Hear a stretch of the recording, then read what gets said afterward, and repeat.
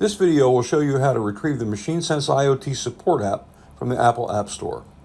The app will allow you to get your new FeverWarn scanner up and running. If you happen to have an Android device, you're looking at the wrong video. Go ahead and back out of here and go find the Android version. Okay, what we're looking at here is my iPhone home screen, and you'll see the blue App Store icon on the fourth row down and the second over from the left. Yours may be in a different spot. Let's go ahead and click on that.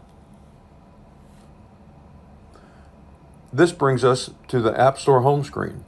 Click the search icon in the lower right of the screen here. Looks like a little magnifying glass. Now in the search box, type in FeverWarn.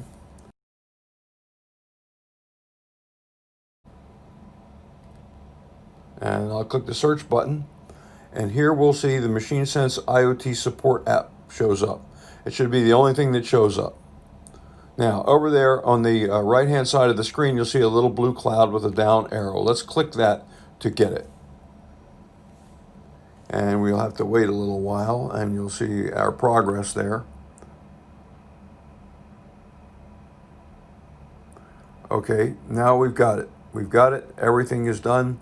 We can open the app and go from there. Now, go ahead and look at our other videos, depending on what you want to do as to where you go from here.